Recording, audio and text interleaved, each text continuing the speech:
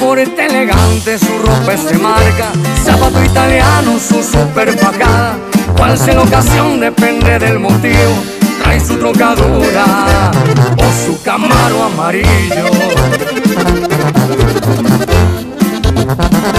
Su deber muy cierto a su gente le dice: primero el trabajo antes que divertirse. La envidia es corriente y lo tengo presente, por eso me gusta estar siempre al pendiente y a la orden del 7.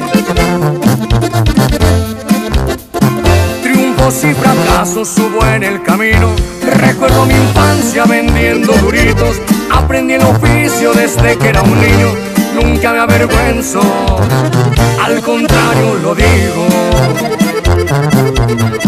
El puesto que tengo yo me lo he ganado a base de esfuerzo y con mucho trabajo, gracias al apoyo y también al respaldo de mi jefe el 7 y del señor de los gallos.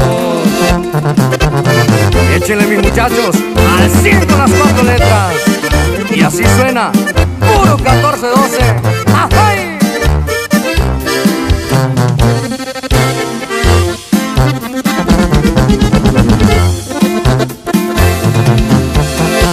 Lo principal para mí es mi familia.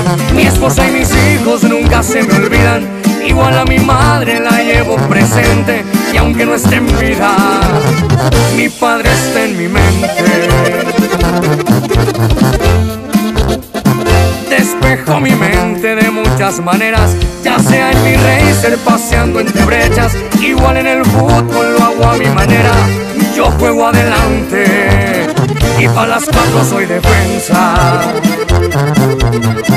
Mi rancho querido yo nunca lo olvido, el Grullo, Jalisco, donde yo he crecido.